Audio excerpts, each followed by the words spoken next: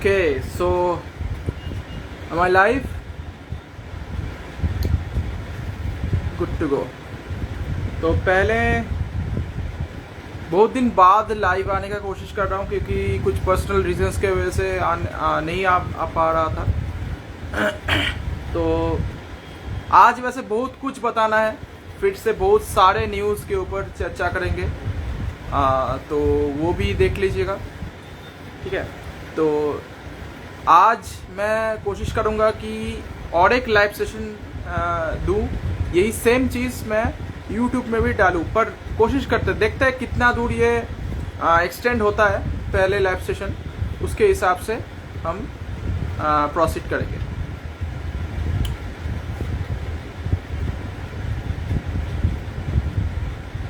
तो आज वैसे देखा जाए तो बाजार बहुत अच्छा था। निफ्टी के बारे में बात करें तो निफ्टी में मैं चेक कर लेता हूँ, लगभग 1.80%, यस, लगभग 1.78% का तेज़ी था। तो लगभग 321 पॉइंट्स का तेज़ी, और ऐसा तेज़ी लगभग मीन्स ऐसा तेज़ी बहुत दिनों के बाद देखने को मिला है।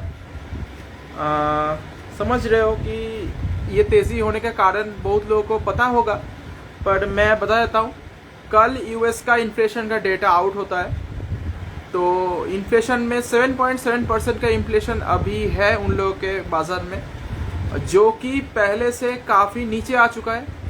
और नीचे आने का रीज़न से ये भागा नहीं है बाज़ार, मेन है कि उन लोगों का जो ग्लोबल एक्सपेक्टेशन रहता है, ग्लोबल इकोनॉमिस्ट का एक्सपेक्टेशन रहता है, ग्लोबल आप बोल सकते हो कि ब्रोकर्स का जो एक्सपेक्टेशन रहता है, उससे कम रिजल्ट डिक्लेयर किया है। और इन्फ्लेशन का अगर बात करो तो इन्फ्लेशन कम डिक्लेयर होना मीन्स बाजार को ऊपर जाने का बाजार ऊपर जाने की कोशिश करता है।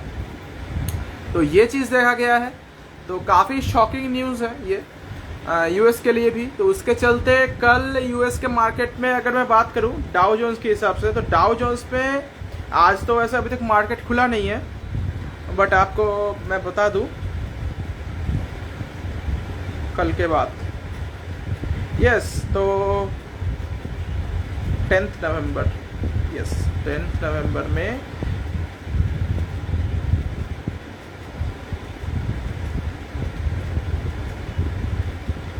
लगभग 3% का जंप देखने को मिला है। तो यह चीज़ ध्यान देने वाली बात है। तो इसके चलते हम लोग के बाजार भी भागा है, बट आपको क्या करना चाहिए, मैं अगर बोलूं तो बहुत सारे स्टॉक्स अभी भी ऐसे प्राइस पॉइंट पे है जिस पे आप चाहो तो इन्वेस्ट कर सकते हो, कोई दिक्कत वाली बात नहीं है। बहुत सारे कंपनीज का रिजल्ट आउट हो चुका है, लगभग ये 2-3 दिन में मोर देन 50 कंपनीज का Q2 का रिजल्ट आ चुका है। इतना कंपनीज का Q2 का रिजल्ट के ऊपर मैं बताने का मतलब पॉसिबल नहीं है।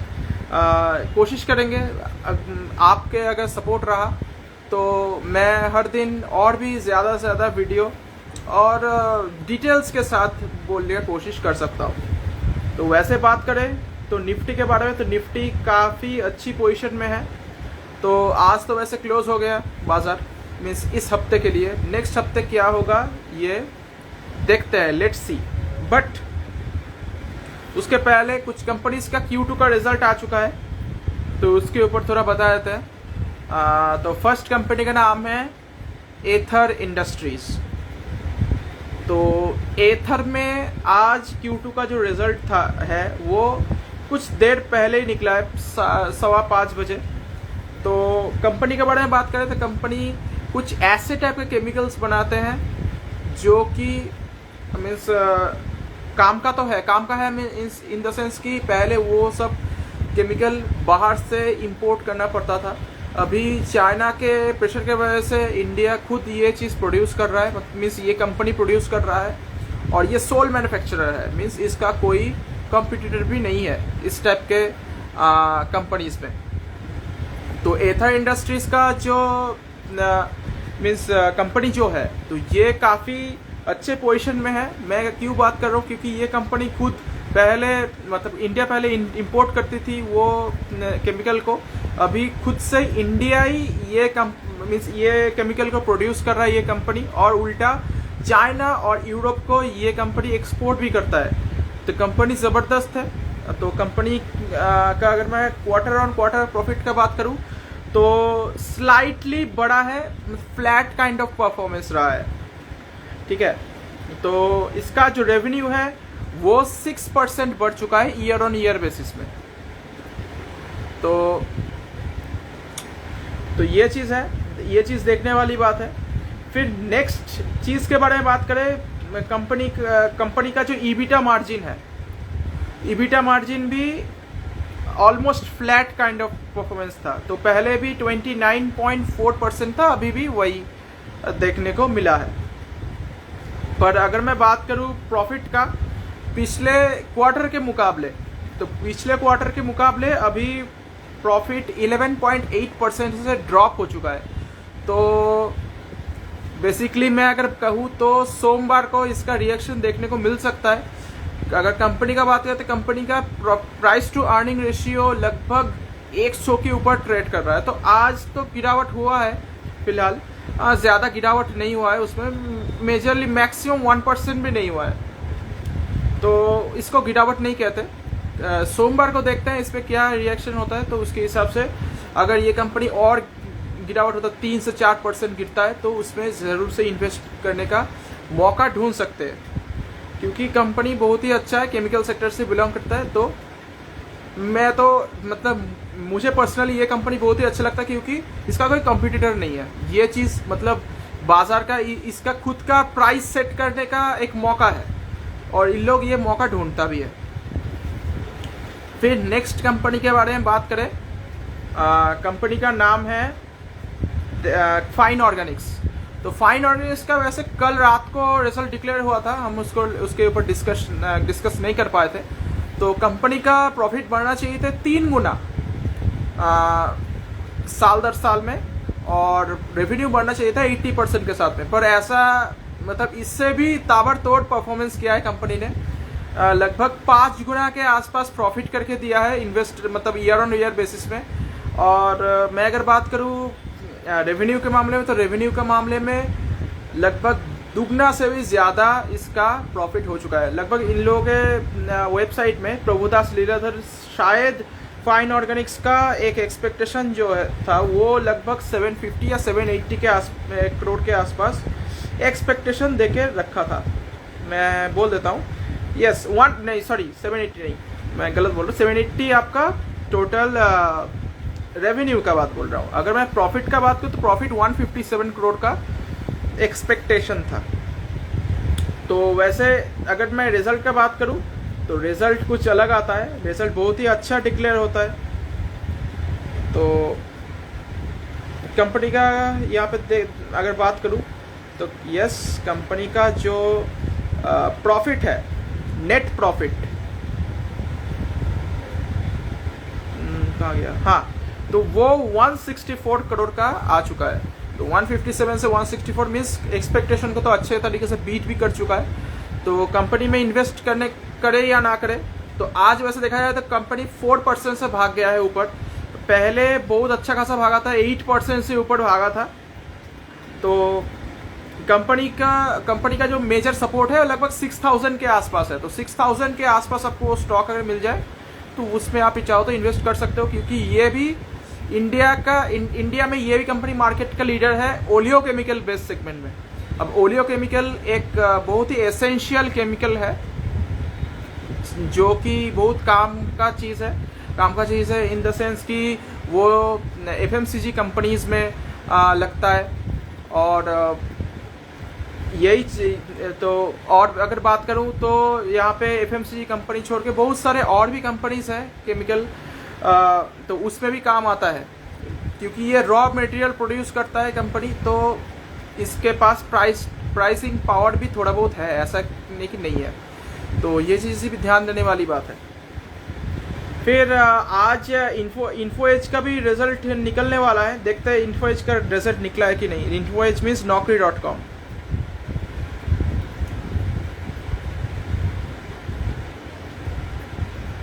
ओके, इन्फो एज का एक यहाँ पे एक रिपोर्ट आया है जस्ट, अभी तक तो देखने को नहीं मिला है कंपनी का प्रॉफिट का जो परसेंटेज है वो कितना ऊपर भागा है या फिर कितना में ये किया है। तो वैसे बात करूं तो इन्फो एज का आज बहुत अच्छा खासा जंप देखने को मिला है। तो कंपनी का यहाँ पे मैं देख लेता हूँ कितना परसेंट भागा है। Info Edge means naukri.com, yes लगभग 7.4% से ऊपर भागा है। तो ये कंपनी में अगर चाहो तो इन्वेस्ट बहुत लोग करना चाहते हैं। अब ये चीज़ देखने वाली बात है कि कंपनी में मैं इन्वेस्ट क्यों करूं, बहुत लोग बोल सकते हैं क्योंकि ये कंपनी जितना भी म्यूचुअल फंड होता है ना, सॉरी स्टार्टअप होता है, म्यूचुअल फंड बोल दिया, स्टार्टअप्स जितना भी होता है वो छोटे छोटे स्टार्टअप्स में ये कंपनी इन्वेस्ट करता है। तो क्या है कि जैसे जोमेटो में भी इन्वेस्ट किया हुआ है, पीवी फिनटेक पॉलिसी बाजार में किया हुआ है, इसका खुद का जीवनसाथी.com भी है, फिर 99acres.com भी है, बहुत सारे कंपनीज को ये एक्वायर करके बैठा है। तो इसका अगर कुछ प्रॉफिट आएगा बाकी सब कंपनी का तो उसके हिसाब से इस कंपनी का थोड़ा बहुत शेयर देना पड़ेगा क्योंकि ये फंड करता है वो सब टाइप के कंपनीज का। वैसे देखा जाए तो जीवनसाथी.com 99acres.com टोटली इन्फो एज के अंडर ही आता है। बट अगर मैं बात करूँ जोमेटो या फिर पीवी फिनटेक, ये फंड से चलाता है, ये मतलब अलग कंपनी है। बट कुछ शेयर्स है, लगभग 18 to 20% जोमेटो का है और अगर मैं पीवी फिनटेक का बात करूँ तो लगभग 15% का स्टेक है। तो इस कंपनी में आज 7.43% का तेजी आ चुका है। इस कंपनी के लिए 2 लर्निंग्स है, इसको ध्यान से सुनना कि इस कंपनी का अगर तुम पी रेशियो देखने जाएगा तो 4 का पी रेशियो है, मीन्स सिर्फ 4 का। तो आप बोल सकते टाटा स्टील का भी 4 है। तो मैं जैसे बताता हूं कि जितना भी कम पी रेशियो की कंपनी है उसमें मत इन्वेस्ट करो।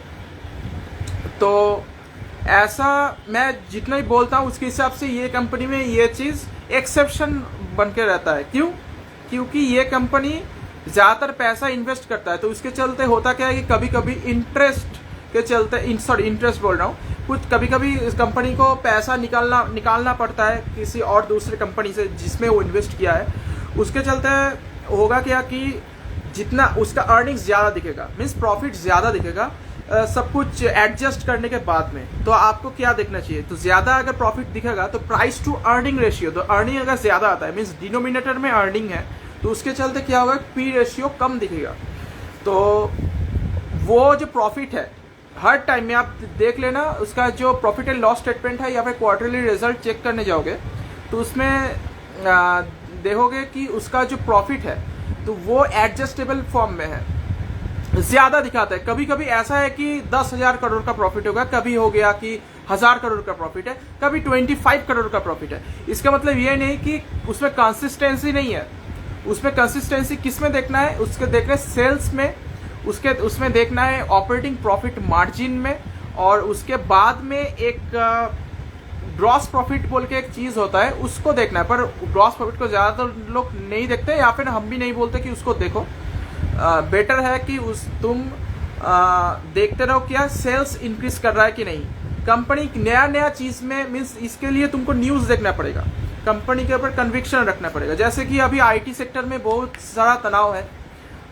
मेरा यहाँ पे 2 दोस्त हैं तो उन लोग दोनों तो आईटी सेक्टर से ही बिलोंग करता है, तो उन लोगों को पता है कि आईटी सेक्टर का हालत अभी क्या है।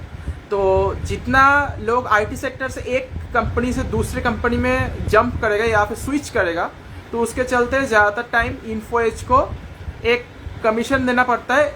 मतलब एज अ एम्प्लॉय कमीशन नहीं देता, कंपनी कमीशन देता है, क्योंकि कंपनी का जो रिक्रूटमेंट है वो इनके साइट पे पोस्ट करता है।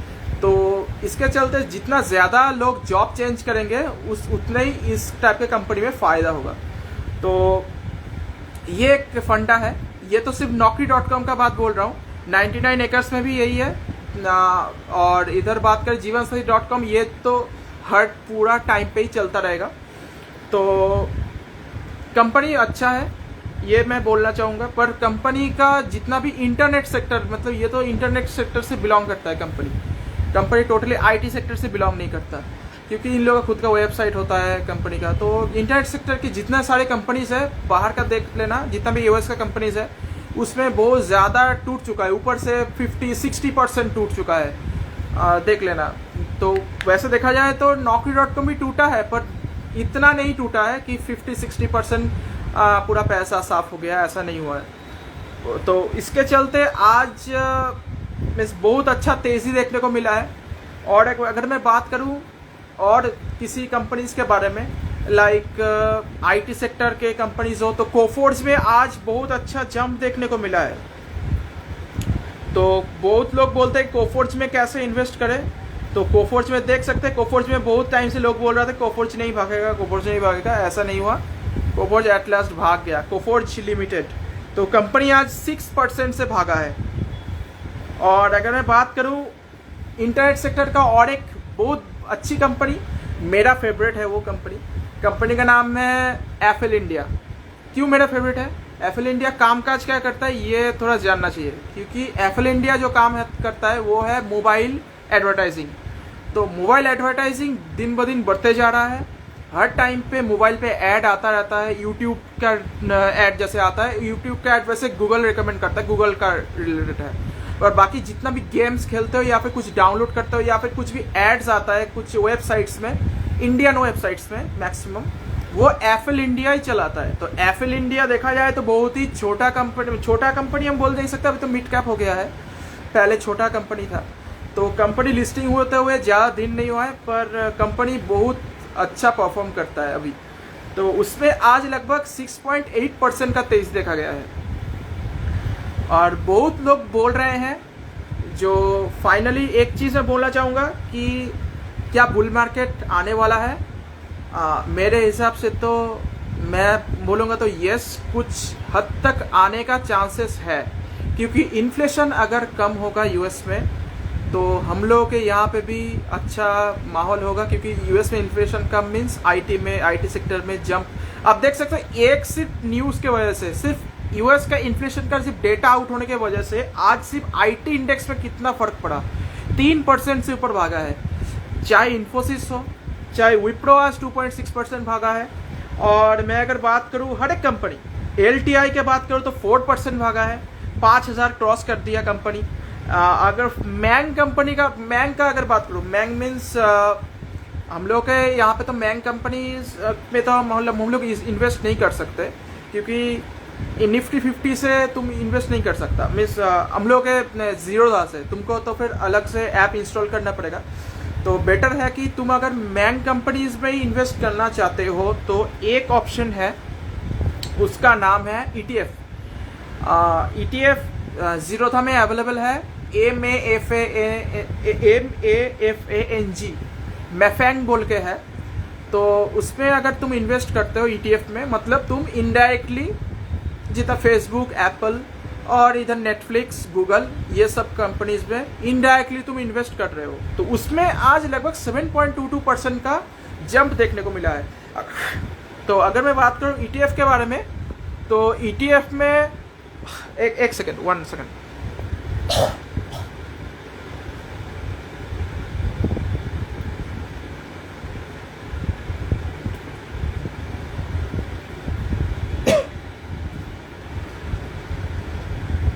एक सेकेंड, मैं कुछ प्रॉब्लम हो गया है, एक मिनट आते हैं,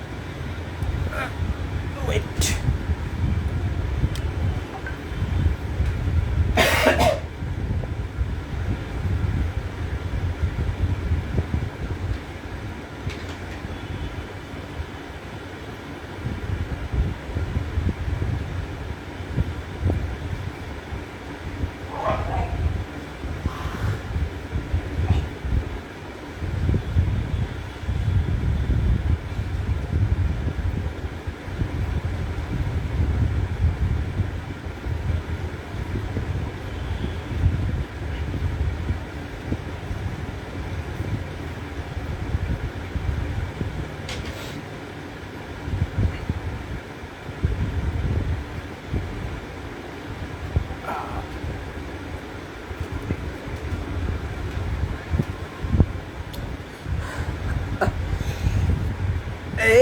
उल्टा पुल्टा कुछ मत बोल, कुछ गले में कुछ प्रॉब्लम हो गया था, ठीक है। तो फिर से कंटिन्यू रखते हैं। Neelkantha, how are you?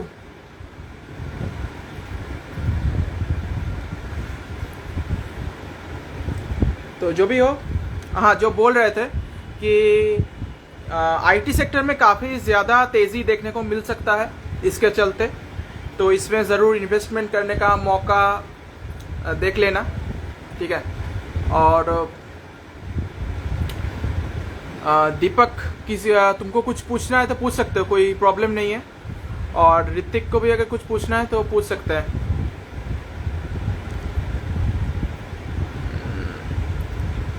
मैं कंटिन्यू करने वाला हूँ, बहुत सारा कुछ बताना है।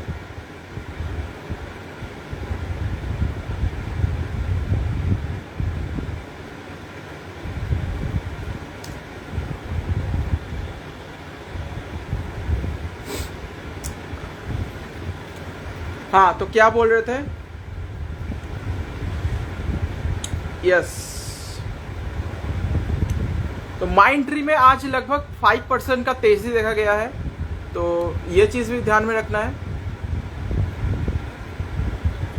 और मैं अगर बात करूँ न्यूजेन कंपनी, जो उतना अच्छी कंपनी भी नहीं है, तो उसमें भी अच्छा तेजी देखा गया है। एम्फेसिस के बारे में बात करते हैं, एम्फेसिस में 5% का तेजी है।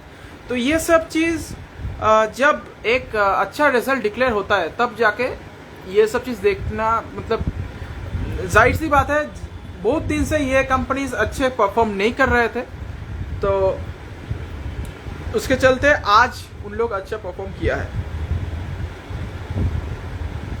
और अगर मैं बात करूं और भी कुछ कंपनीज के बारे में, कुछ एफएमसीजी कंपनीज के बारे में, तो यस,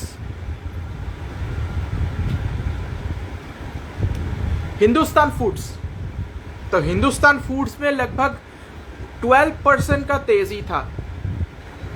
तो 12% अगर मैं बात करूँ तो कम नहीं होता है एक कंपनी के लिए। तो 12% का तेजी क्यों था? क्योंकि इसका कंपनी का जो रिजल्ट आया था उसके बाद मतलब वो अच्छा रिजल्ट डिक्लेयर किया था।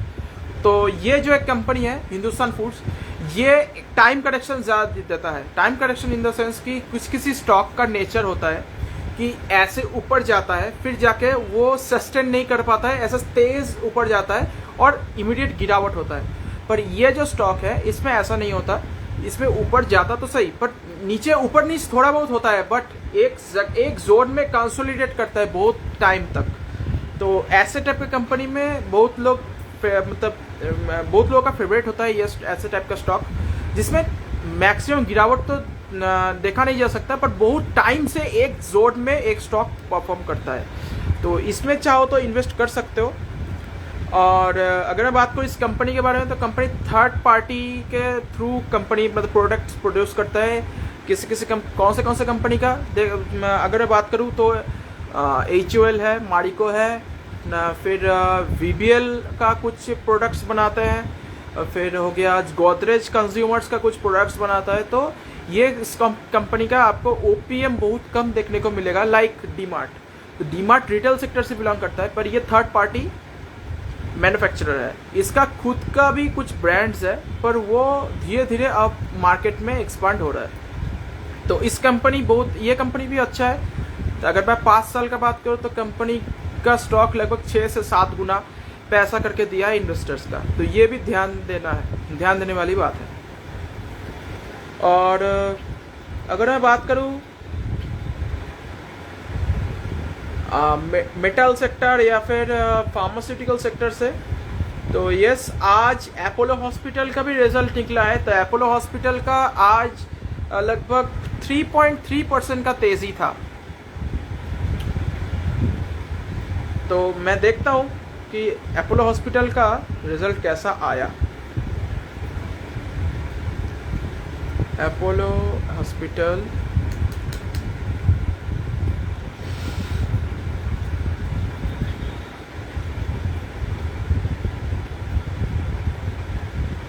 ओके, अपोलो हॉस्पिटल का जो स्टॉक है वो लगभग 18% डिप कर चुका है, 18% से गिर चुका है। 204 करोड़ का अब वो बन चुका है।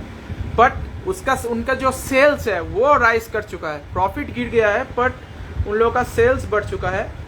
अगर मैं बात करूं, जो सेल्स है वो 5% से बढ़ चुका है। और इसका जो फार्मेसी बिजनेस है, अपोलो फार्मेसी, तो वो 43% बढ़ चुका है। तो ये चीज़ अगर देखा जाए तो प्रॉफिट डिप कर चुका है, फिर भी इसका स्टॉक क्यों बढ़ा? क्योंकि इसका बाजार का जो एक्सपेक्टेशन है, इसका डेटा अवेलेबल फिर भी नहीं है। मतलब अभी तो देख के लग रहा है कि बाजार का एक्सपेक्टेशन इससे ही बुरा था और उससे अच्छा रिजल्ट, अच्छा मतलब एक्सपेक्टेशन से अच्छा रिजल्ट किया है। इसके चलते इसमें थोड़ा बहुत तेजी देखने को मिला है। तो ये चीज़ ध्यान देने वाली बात है। और किसको कुछ कंपनीज के बारे में पूछना है तो जल्दी जल्दी पूछो, कोई प्रॉब्लम नहीं है। आज बहुत बड़ा सेशन करने का तो इरादा है और बहुत सारे क्वेश्चंस भी लेने का इरादा है।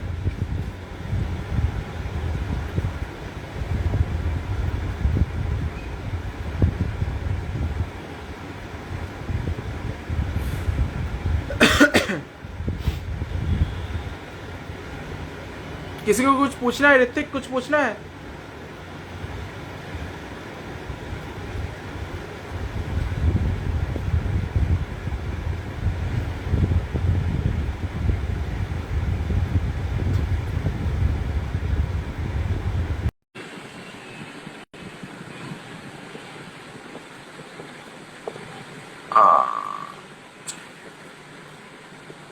ओके, स्टिल कुछ है तो पूछूंगा।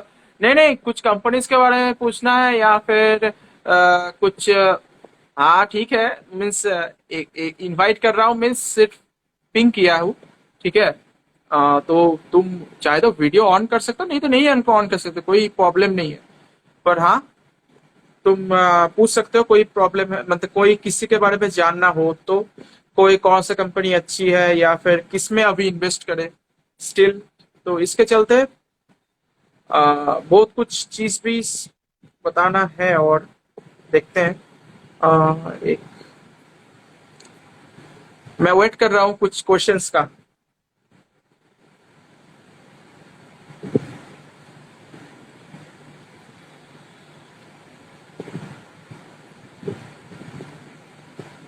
अभी नहीं है कुकिंग।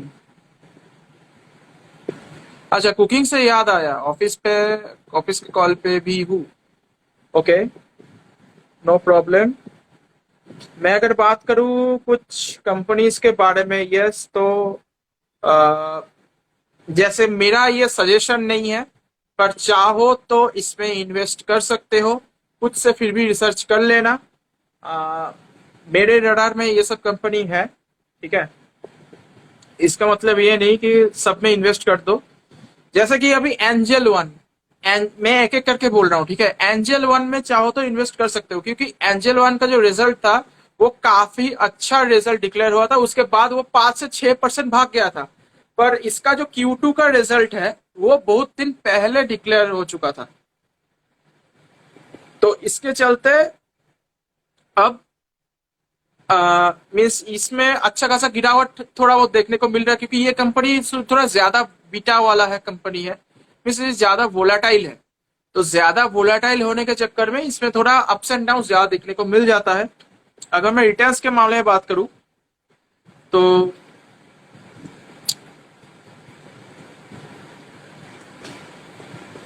आ गया।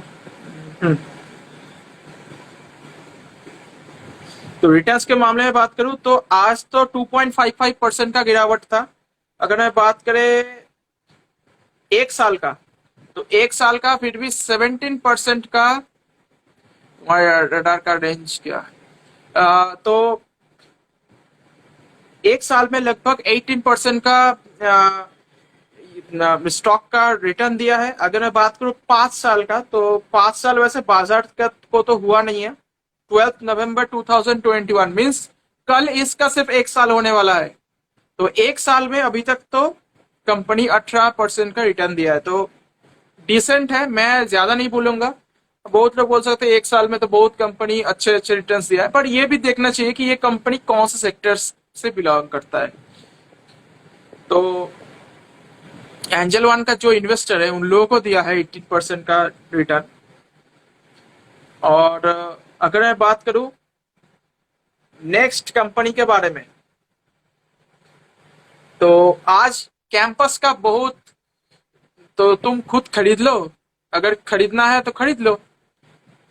तो नेक्स्ट कंपनी के बारे में बात करते हैं। कंपनी का नाम है कैंपस। कैंपस का रिजल्ट फाइनली आ चुका है गाइस। और अगर मैं बात करूं, बहुत लोग जो कैंपस की तरफ उछल रहा था वो अभी, मतलब उन लोग अभी नहीं उछल रहे हैं, उन लोग अभी रो रहा है, क्योंकि कैंपस का रिजल्ट उतना अच्छा नहीं डिक्लेयर हो पा रहा है। और आज के दिन सीरियसली वो ऑफ कैंपस चला गया है। कैंपस के अगर रिजल्ट का बात करो तो बहुत ही खराब रिजल्ट डिक्लेयर किया है। यस, कैंपस कैंपस का जो प्रॉफिट है वो 48.5%, लगभग 50% का फॉल देखने को मिला है। प्रॉफिट में प्रॉफिट हाफ हो चुका है एक साल में। अगर मैं बात करूं प्रॉफिट के मामले में, तो मैं अगर बात करूं तो पूरा अच्छे से बताता हूं आप लोगों को कि इसका जो प्रॉफिट है वो अभी 14 करोड़ 54 लाख का बन चुका है। पर इन लोगों का जो सेल्स है वो 333 करोड़ का हो चुका है। मीन्स अच्छे से इंक्रीज कर चुका है इसका सेल्स। अगर मैं बात करूं तो साल दर साल में सेल्स में इंक्रीज किया है, बट प्रॉफिट में 50% डिक्लाइन हुआ है। तो इसका मतलब क्या है कि ऑपरेटिंग प्रॉफिट मार्जिन इन लोगों का घट चुका है, बहुत बुरी तरह से टूट चुका है। और अगर मैं बात करूं इन लोगों का जो स्टैंड अलोन इन लोगों का जो इबिटा मार्जिन है वो लगभग 13.3% हो चुका है, जो कि पिछले साल लगभग 20.3% था। तो ये था कैंपस का स्टोरी। तो कैंपस एक्टिववेयर में या फिर कैंपस जो फुटवेयर का ब्रांड है उसमें आज लगभग 10% का फॉल देखा गया है। जितना ऊपर भागा था वो उतना तेजी से नीचे भी गिर रहा है। तो इसमें क्या करना चाहिए? पहली बात, अगर आप नए इन्वेस्टर हो और अगर नए कंपनी ढूंढ रहे हो और अगर आप बहुत ही ज्यादा रिस्की स्टॉक में इन्वेस्ट करना चाहते हो, तो ऐसे टाइप के स्टॉक में आप चाहो तो इन्वेस्ट कर सकते हैं। पर अगर आपका मीन्स आप नए हो, नया नया स्टॉक मार्केट में नया एंट्री ले हो, तो बेटर है कि आप ऐसे टाइप के स्टॉक में दूर रहिए, क्योंकि ये कंपनी का मतलब शूज के कंपनी अभी उतना रिटर्न नहीं दे रहा है। और एक चीज, अगर आपको लॉन्ग टर्म के लिए खरीदना है तो ठीक कंपनी मुझे ठीक ठाक लगता है। ऐसा नहीं कि बहुत खराब कंपनी है, बहुत अच्छी कंपनी भी है। और मेरा अगर सजेशन माने तो कैंपस से बेटर मुझे रिलैक्सो लगता है, क्योंकि रिलैक्सो का स्टॉक भी इस बार बुरी तरह से टूटा था, बट उसका स्टॉक इतना नहीं टूटा क्योंकि वो पहले से ही टूटा हुआ था। और अगर मैं बात करूं कंपनी के मामले में, तो रिलैक्सो बहुत पुराना कंपनी है और वो अच्छे खासे रिटर्न दिया है। लगभग इन्वेस्टर का पैसा 3 से 3.5 गुना करके दिया है 5 साल के अंदर। तो ये चीज ध्यान देने वाली बात है। और कैंपस नया न्यूली लिस्टेड कंपनी है, तो ये चीज कंपटीशन में मतलब ये चीज ध्यान में रखना है। और नेक्स्ट कंपनी के बारे में बात करें जिसमें आज बहुत तोड़ फोड़ हुआ है, तो वैसे देखा जाए तो आज जोमेटो में 13% भागा है। 13.84, 14% भाग गया है। अब भागने का कारण वही था, सिर्फ बाजार के वजह से ही भागा है कंपनी का। और कुछ वैसे देखा जाए तो इसका जो लॉस है वो नैरो हुआ है। 251 करोड़ का लॉस किया है कंपनी फिलहाल। अभी तो देखते हैं क्या होता है। जब तक ये प्रॉफिटेबल नहीं बनता तो मेरा मन में भी वो कंपनी बुलिश तो अभी तो नहीं है, अब बेयरिश ही बोल सकते हो। जब तक ये प्रॉफिट में नहीं आएगा तब तक बेयरिश का ही गुन गाएंगे हम।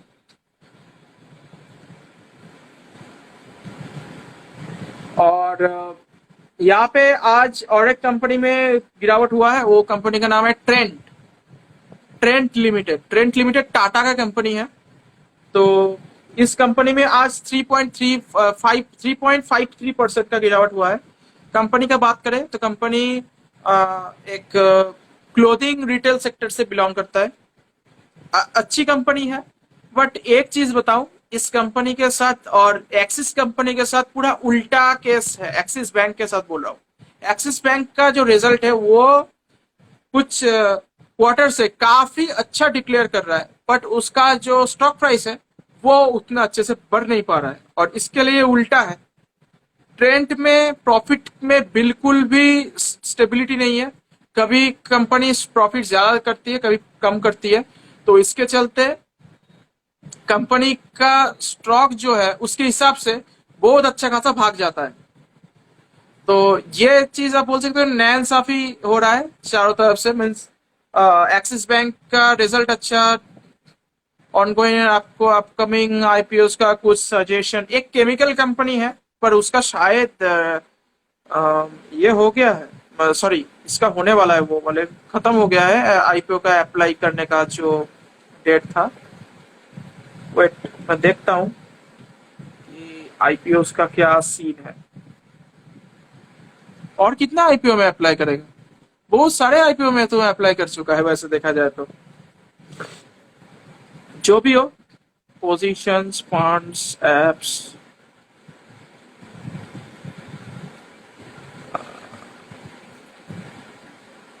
ओके। आइनॉक्स ग्रीन का या काइंटेक मिलता कहाँ है? आइनॉक्स ग्रीन फिर भी अच्छे कंपनी में बोलूंगा, क्योंकि जो कंपनी का सेक्टर है वो ट्रेंडिंग सेक्टर है। क्योंकि केपीआई ग्रीन का मैं अगर बात करूं तो केपीआई ग्रीन आज 2% टूटा है, उसके बारे में थोड़ा बता देते हैं। उसका स्टोरी और इसका स्टोरी भी वैसा ही टाइप का देखने वाले हो। बट कंपनी का अगर मैनेजमेंट खराब है तो तब जाकर इसमें एग्जिट भी करना पड़ सकता है। आइनॉक्स ग्रीन का मैं बात कर रहा हूँ। केपीआई ग्रीन का तो मैनेजमेंट बहुत अच्छा है। तो केपीआई ग्रीन के बारे में अगर मैं बात करूं तो केपीआई ग्रीन में तो आज 3% का डाउन था। अगर मैं बात करूं एक साल का, तो एक साल में इन्वेस्टर का पैसा 52% करके दिया है। सॉरी, यहाँ पे एक साल का नहीं दिखा रहा है, यहाँ पे बीएससी का चार्ट ओपन करना पड़ेगा।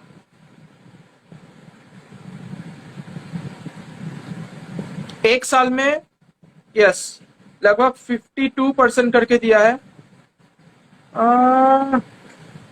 वेट इसमें बीएससी का चार्ट ठीक से नहीं शो हो पा रहा है। 52 नहीं, उससे ज्यादा करके दिया है।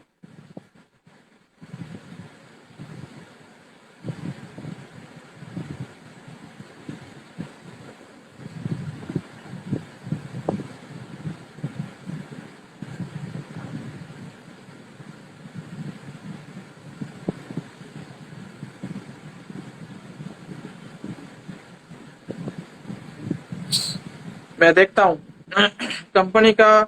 कंपनी अच्छा है वैसे। कंपनी के बारे में बात करें तो केपीआई स्क्रीनर में ओपन करना होगा।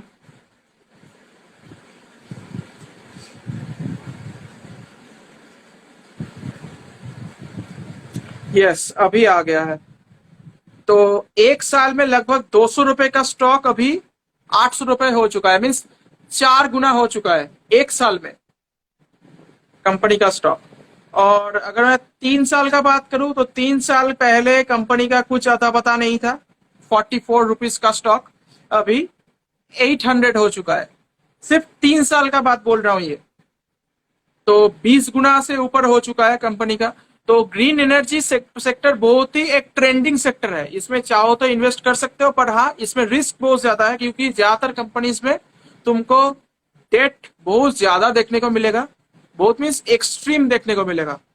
तो इन लोग अगर बाद में कुछ कंपनीज में मतलब पैसा अगर तो रीपे नहीं कर पाया तो प्रॉब्लम हो जाएगा। तो वैसे देखा जाए तो अभी कुछ प्रॉब्लम का सिचुएशन नहीं है कोई भी कंपनी का, क्योंकि सुजलॉन भी अच्छा खासा परफॉर्म कर रहा है। पर सुजलॉन अच्छे कंपनी बिल्कुल भी नहीं है, क्योंकि वो पहले कुछ अलग कंपनी थी और उससे अब थोड़ा रिकवर करने का कोशिश कर रहा है। पर वो एक वेल्थ डिस्ट्रॉयर है वो कंपनी, मतलब सब कुछ खत्म कर चुका है। तो बेटर है कि उस टाइप की कंपनी में इन्वेस्ट मत करो। पर आइनॉक्स ग्रीन अच्छा है। कायन टेक के बारे में थोड़ा देख लेते हैं मैं। कायन टेक,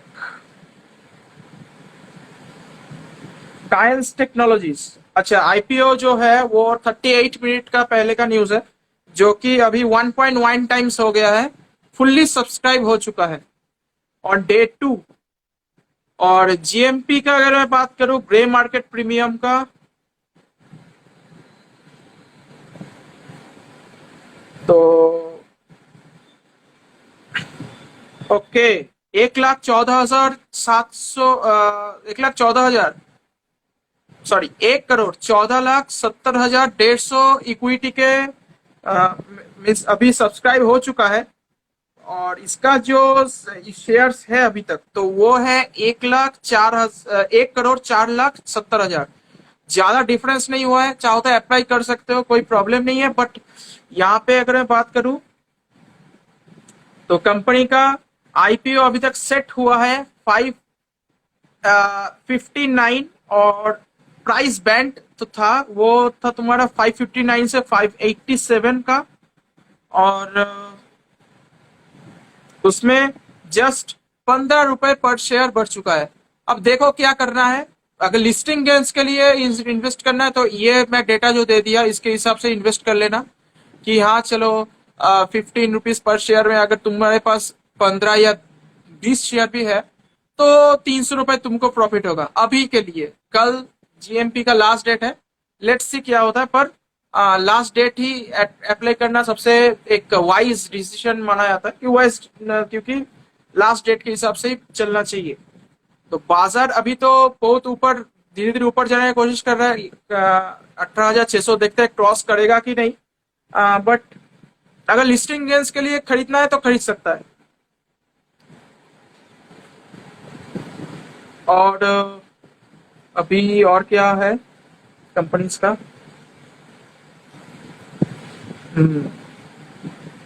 कंस्ट्रक्शन मटेरियल से अगर मैं बात करूं, तो एस्ट्रल पाइप्स का आज रिजल्ट आने वाला है।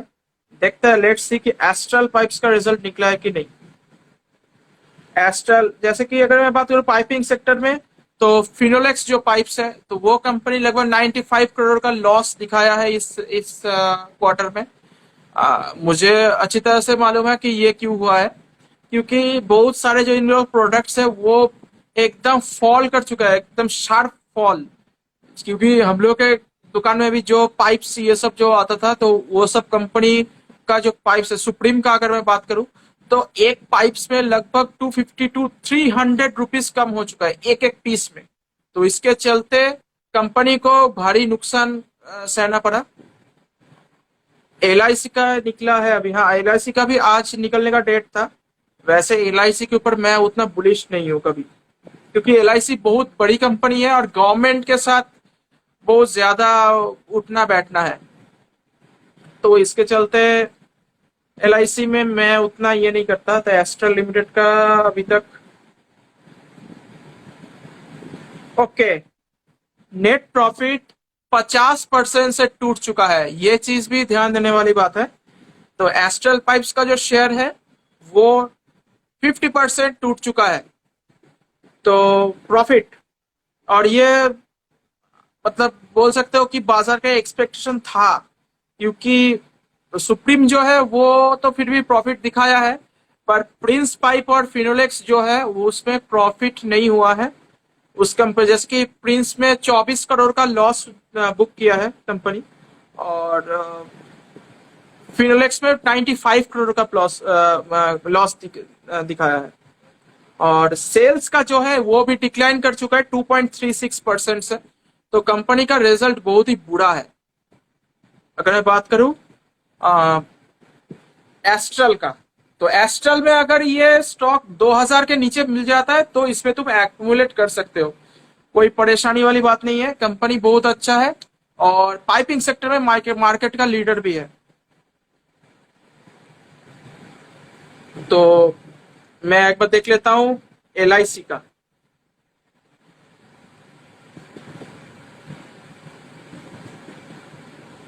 LIC results, yes, okay.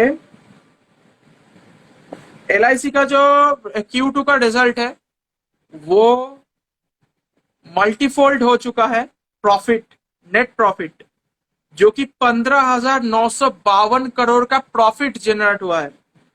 और पिछले first year premium indication commit for quarter compared with, अच्छा ओके अगर मैं बात करूं इसका जो क्वार्टरली, अगर मैं बात करूं क्वार्टरली रिजल्ट का अगर मैं बात करूं तो पिछले क्वार्टर में ये था 8198 करोड़ का प्रॉफिट, जो कि अभी 9124 का हो चुका है। और यहाँ पे तो फिर 15,000 क्यों दिखा रहा है, वेट,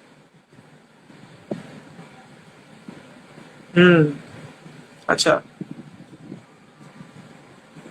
जून क्वार्टर में इसका प्रॉफिट हुआ था, इंश्योर का नेट प्रॉफिट हुआ था सिर्फ 683 करोड़ का।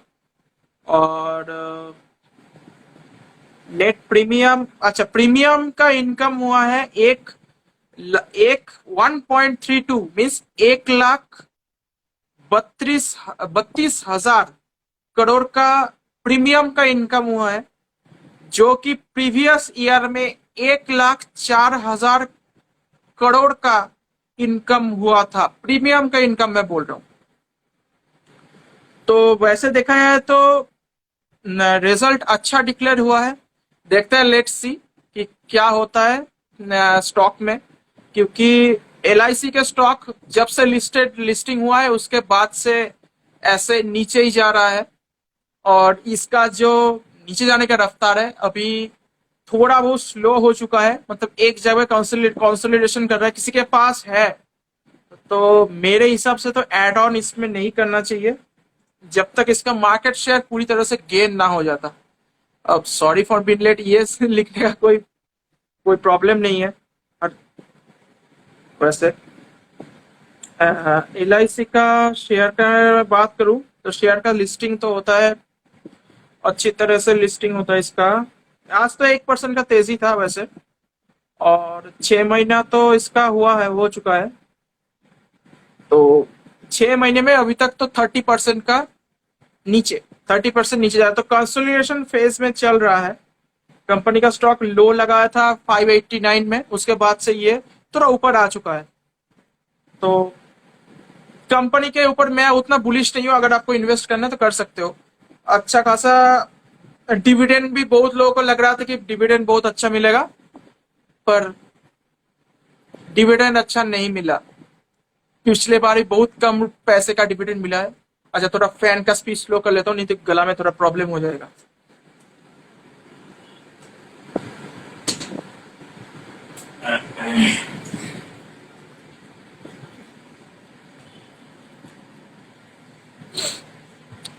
तो हाँ, कहाँ पे थे, तो LIC का तो रिजल्ट आ चुका है, रिजल्ट अच्छा है। एस्ट्रल का रिजल्ट आ चुका है जो कि बहुत ही खराब है, बहुत बेकार रिजल्ट है, 50% का डाउन प्रॉफिट में। और मैं अगर बात करूं और कौन से, यस एथर इंडस्ट्रीज का, तो एथर इंडस्ट्रीज का भी प्रॉफिट थोड़ा डिक्लाइन हो चुका है क्वार्टर ऑन क्वार्टर बेसिस में, और ईयर ऑन ईयर बेसिस में अच्छा परफॉर्म किया है।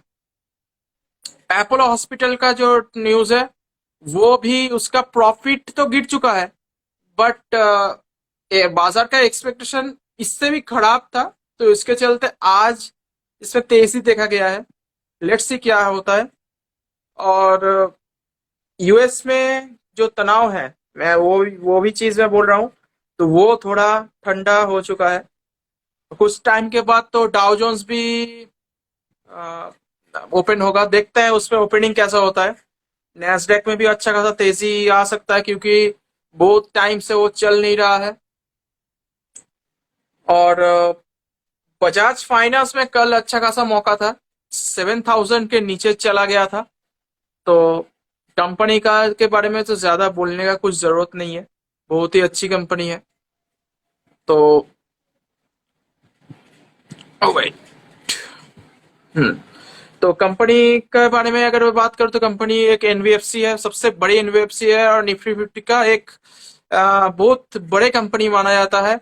49% का CAGR है 10 ईयर्स में एक निफ्टी 50 के पार्ट के होने। एक्सपेक्टेशन कौन सेट करता है, एक्सपेक्टेशन सेट करता है ग्लोबल ब्रोकर्स, इंडिया का जो ब्रोकर्स है, आईसीआईसीआई सिक्योरिटीज, एचडीएफसी सिक्योरिटीज, बहुत सारे कंपनीज ऐसे हैं जिसका एक्सपेक्टेशन का डेटा अवेलेबल नहीं रहता।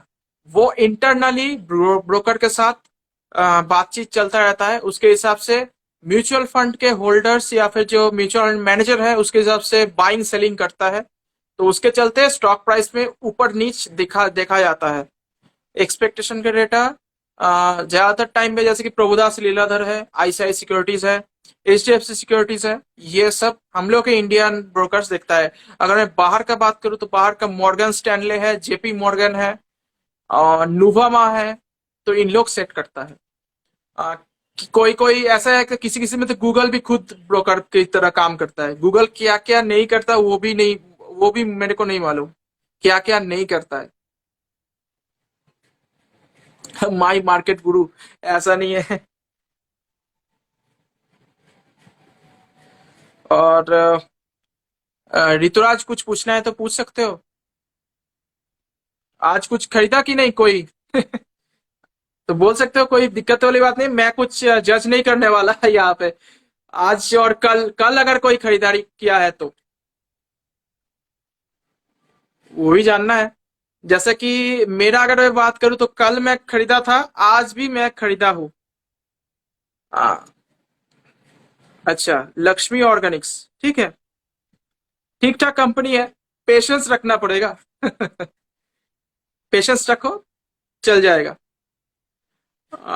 कंपनी का वैसे देखा जाए तो प्रॉफिट कंसिस्टेंट नहीं है, प्रॉफिट में भी इस बार डिक्लाइन आया है, तो इसके चलते उसमें भी अच्छा खासा फॉल देखा गया था। पर कंपनी अच्छा है। क्या खरीदा? मेरा अगर पूछेगा तो ठीक है, मैं अपना ही बता देता हूँ। मैं आज खरीदा हूँ एस्ट्रल में, और खरीदा हूँ मैं डी मार्ट खरीदा हूँ आज फिर से। और अगर मैं बात करूँ तो और क्या खरीदा है, यस एथर खरीदा हूँ मैं। और कौन सा, और एक शेयर में खरीदा हूँ, याद नहीं आ रहा है, वेट मैं देखता हूँ। 4 स्टॉक्स में खरीदा हूँ, यस, और नियोजन खरीदा हूँ मैं, नियोजन, नियोजन केमिकल। वीबीएल भी खरीदा, वीबीएल का अगर मैं बात करूं, वीबीएल में अगर कोई इन्वेस्ट करना चाह रहा है तो ये सबसे बढ़िया मौका है वीबीएल का इन्वेस्ट करने का। क्यों? क्योंकि अगला नेक्स्ट टू नेक्स्ट में 2 क्वार्टर इसका अच्छा रिजल्ट डिक्लेयर नहीं होगा, क्योंकि ये साइकोलॉजिकल चीजें हैं कि वीबीएल जो प्रोडक्ट्स बनाता है वो कोल्ड ड्रिंक्स है, जो सॉफ्ट ड्रिंक्स होता है कोल्ड का, तो वो सॉफ्ट ड्रिंक्स बनाने वाली कंपनी है। तो सॉफ्ट ड्रिंक्स जाहिर सी बात है कि विंटर में नहीं चलेगा उतना। तो इसके चलते अभी इसमें खरीदारी करो, और बाद में जब इसका सेल्स बढ़ेगा तब जाके ये देखना, तब तब ज्यादातर इन्वेस्टर्स खरीदेंगे कि ये स्टॉक भाग रहा है तो इसको हम पकड़ लेते हैं। पर ऐसा नहीं होता है, जब किसी स्टॉक फियर में होता है या फिर जिसके ऊपर बात नहीं करता है लोग, तब इसमें इन्वेस्ट करना चाहिए। अगर मैं बात करूं तो अभी किसमें इन्वेस्ट करना चाहिए अभी के टाइम पे, तो एक है रिलैक्सो में करना चाहिए, क्योंकि रिलैक्सो बहुत टाइम से नहीं चल रहा है। जब ये दौड़ भागेगा तब ये हाथ पे नहीं आएगा। इसका तुम अगर वेट करता रहा कि इस क्वार्टर में अच्छा रिजल्ट आएगा कि उस क्वार्टर में अच्छा रिजल्ट आएगा, तो फिर सोचते रह जाओगे, और जब इसका अच्छा रिजल्ट डिक्लेयर होगा ना, उसके पहले से ही उसका स्टॉक भाग जाएगा। जैसे इस लाल पाथ लैब में हुआ है, जैसे और भी बहुत सारे। लाल पाथ लैब वैसे ऊपर तो ज्यादा गया नहीं है, पर एक चीज मैं बोलता हूँ, लाल पाथ लैब में पिछले क्वार्टर में बहुत बुरी रिजल्ट परफॉर्म मतलब रिजल्ट आया था, उसके बाद कुछ दिनों के बाद से थोड़ा अच्छा खासा तेजी आया था। और आज मतलब जब इसका रिजल्ट डिक्लेयर होता है उसके बाद जाके फिर से इसमें गिरावट देखा गया। तो इसमें होगा क्या, हुआ क्या है कि जो गिरावट हुआ वो पिछले वाला गिरावट से कम हुआ है, या फिर ऊपर जाके मीन्स अगर 1900 पे पिछले बार आया था, तो अभी ये 2400 या 2300 के आसपास अभी ट्रेड कर रहा है। तो अल्टीमेटली देखा गया तो इसका स्टॉक ऊपर जा चुका है। बट ये क्यों हुआ है? क्योंकि इसका जो इस बार का क्वार्टर का जो रिजल्ट था वो पिछले क्वार्टर से अच्छा रिजल्ट डिक्लेयर हो चुका है, but year on year basis पे अच्छा रिजल्ट डिक्लेयर नहीं हुआ है। इसलिए स्टॉक गिरा तो है पर उतना नहीं गिरा है, ये चीज ध्यान देने वाली बात है। तो वीबीएल अच्छा कंपनी, वीबीएल भी खरीद सकते हो। अगर किसी को बैंक में इन्वेस्ट करना है ना, तो अगर तुम्हारे पास बहुत मतलब बहुत अगर बस थोक पैसा है, बहुत पैसा मतलब ऐसा होता है कि एक जगह पे तुम रखना चाहते हो, तो वो उस टाइम पे बैंक में इन्वेस्ट चाहे तो कर सकते हो, अगर तुम्हारा पोर्टफोलियो बहुत बड़ा है तो। नहीं तो बैंक्स खरीद के कोई सेंस नहीं बनता, कोई भी सेंस नहीं बनता, क्योंकि बैंक्स में ना तेजी नहीं उतना आता है जितना बाकी सब कंपनीज में आता है। वैसे देखा जाए तो लास्ट 5 साल में तो एचडीएफसी कंसिस्टेंसी के साथ रिटर्न दिया है, पर उतना नहीं भागा है। 60% का सिर्फ ग्रोथ है। अगर बात करो तो एसबीआई का, तो एसबीआई उससे ज्यादा भाग चुका है, पर एसबीआई बहुत ज्यादा वोलेटाइल है। कब किस कोई स्कैम में अगर गिर गया तो वो कंपनी बहुत बुरी तरह से टूट सकता है, उसका प्रॉफिट भी बुरी तरह से टूट सकता है। तो ये भी ध्यान देना है। और बैंक्स में इन्वेस्ट करना है तो बेस्ट है आईसीआईसीआई बैंक, क्योंकि उसका ग्रोथ ज्यादा है।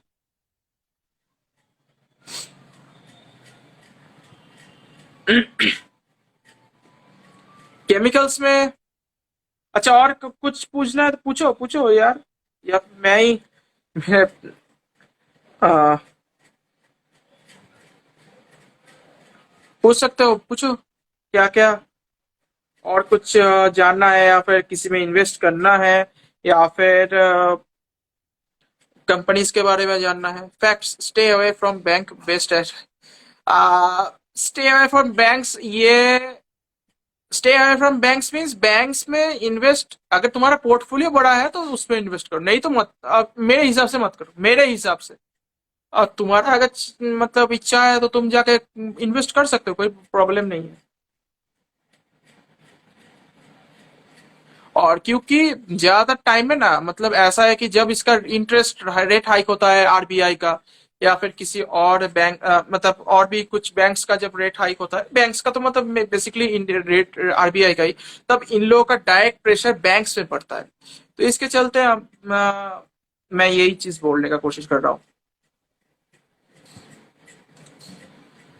तो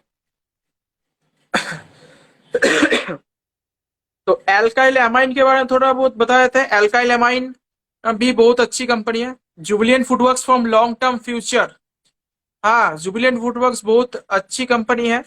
अगर मैं बात करूं इस मतलब क्वार्टर के रिजल्ट के हिसाब से, तो इस क्वार्टर का रिजल्ट मेरा पर्सनली अच्छा लगा।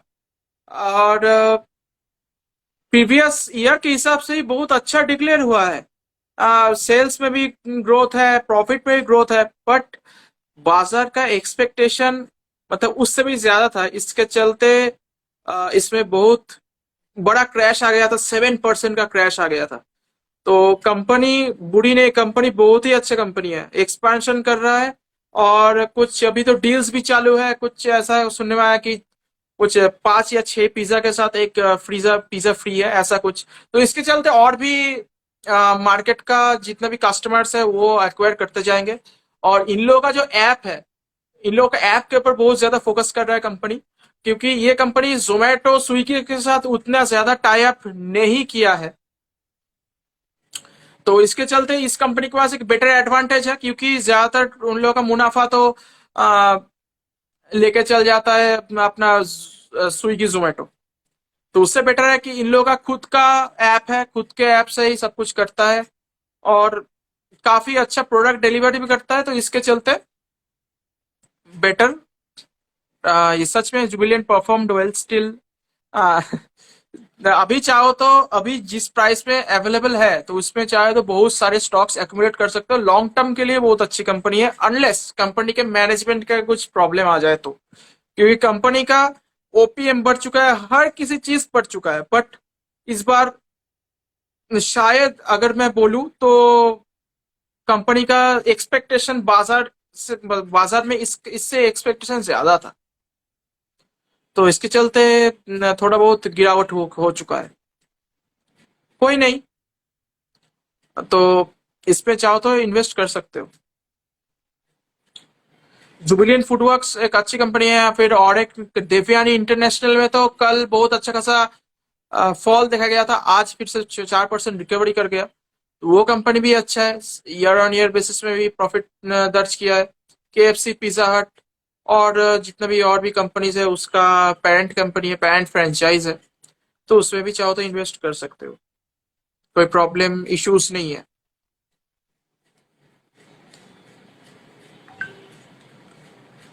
तो नेक्स्ट नेक्स्ट नेक्स्ट,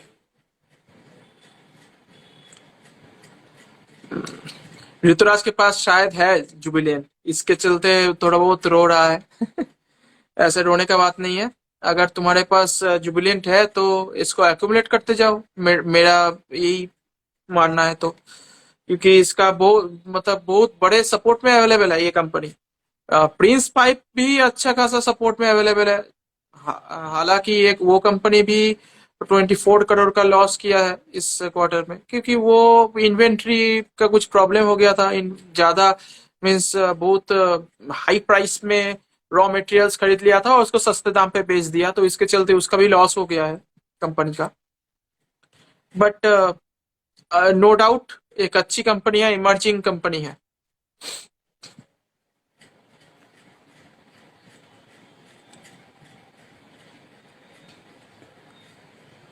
तो किसी को और कुछ कंपनीज के बारे में रिव्यू करना है क्या, करवाना है कुछ? क्या की स्टोन बोला था ना एक बार?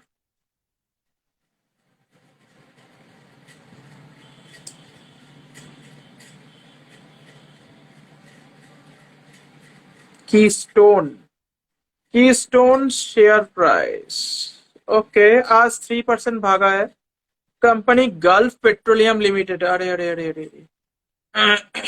एक साल में एक महीने 6 महीने, ओके, नो प्रॉब्लम। एक साल में भी, एक साल में पक्का कुछ रिटर्न नहीं है ना?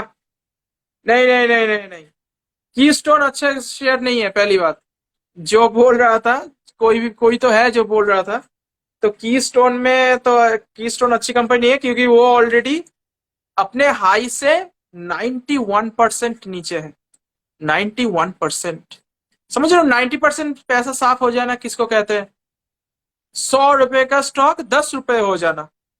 तो बेटर है कि ऐसे टाइप का स्टॉक में तो पहले इन्वेस्टमेंट मत करो। किसी भी स्टॉक में इन्वेस्ट करने का पहला जरिया मतलब दो चीज देखना है, सिर्फ दो चीज, और कुछ नहीं देखना है। ज्यादातर टाइम पे 95% में 95% टाइम पे तुम मतलब सक्सेस हो गए, तुम स्टॉक मार्केट तुम अच्छे इन्वेस्ट कर सकते हो। एक है, पहला है तुम्हारा ट्रेंड, मतलब स्टॉक का जो ग्राफ है वो देखना है। All time chart pattern must देखना है, जब से लिस्टिंग हुआ है वो चीज देखना है। नेक्स्ट नेक्स्ट है कि प्रॉफिट का ग्रोथ। अब किसी किसी कंपनी में देखा जाए तो पहले बुरे परफॉर्म कर रहा था पर अच्छे परफॉर्म अभी करने लग गए हैं, पर वो भी एक्सेप्शन है, पर बहुत कम है उस वो एक्सेप्शन। तो ये ध्यान में रखना है। जो कोई बोल रहा था गल्फ की स्टोन के बारे में, तो अच्छी कंपनी नहीं है, ये मैं फिर से रिपीट कर रहा हूं। तो ऐसा देखा जाए पेट्रोलियम का कंपनी है, तो पेट्रोलियम कंपनी उतना अच्छा परफॉर्म भी नहीं कर सकता। हिंदुस्तान पेट्रोलियम देख लो, बीपीसीएल देख लो, आईओसीएल देख लो, इन्वेस्टेबल स्टॉक नहीं है। अगर तुमको इन्वेस्ट करना है, सिर्फ डिविडेंड कमाना है, तो डिविडेंड कमाने के लिए कुछ स्टॉक्स है, जैसे आईटीसी, जैसे कि मारिको, जैसे कि डाबर, जैसे कि एचयूएल, क्योंकि इसका स्टॉक प्राइस ही बढ़ रहा है उसका, तो फिर तुमको डिविडेंड भी ज्यादा मिलेगा। क्योंकि 1% 2% अगर कुछ भी मिल रहा है तो वो अच्छा खासा तुमको मिल जाएगा। नेक्स्ट तुम्हारा हो गया IT IT companies, HCL technologies, TCS, Infosys, Wipro, इसमें तुमको अच्छा खासा डिविडेंड मिल जाएगा। इसमें तुम चाहो तो डिविडेंड के लिए भी इन्वेस्ट कर सकते हो, क्योंकि इसका स्टॉक प्राइस वो भी बढ़ रहा है। नेक्स्ट अगर खरीदना है तो दो कंपनी मेरे जहन में तो है, बहुत लोग इसे डिनाई भी कर सकते हैं। एक है आईआरएफसी, एक है आरवीएनएल, रेल विकास निगम लिमिटेड। ये कंपनी का क्या है कि इस कंपनी का प्रॉफिट स्टेबल रहता है, मतलब लास्ट 5-6 साल से स्टेबल ही है। तो स्टॉक प्राइस ऐसे ऐसे ही मतलब स्टेबल जोन में है। तो कम से कम तुमको जो ये क्या बोलते हैं, डिविडेंड है वो तो कम से कम स्टेबल मिलेगा, तुमको कम नहीं मिलने वाला। आईआरएफसी का भी सेम चीज है। आईआरएफसी का भी फिलहाल तो मतलब देखा जाए तो थोड़ा बहुत प्रॉफिट का मतलब तेज मतलब थोड़ा बहुत ऊपर तो धीरे धीरे जा रहा है, पर उसका प्रॉफिट का ग्रोथ बहुत स्लो है, बहुत ज्यादा स्लो है। तो ये चीज ध्यान में रखना है। तो आज का सेशन बहुत कुछ बताया। तो अगर किसी को कुछ पूछना है तो पूछ सकते हो। दीपक बेहरा कुछ पूछोगे?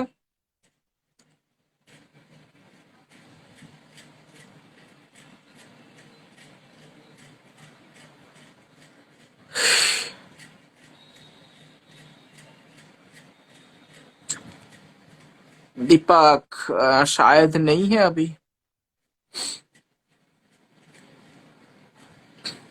इनवाइट करता हूँ तब जाके होगा।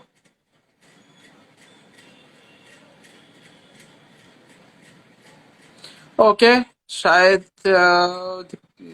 कुछ डाउट्स नहीं है स्टिल।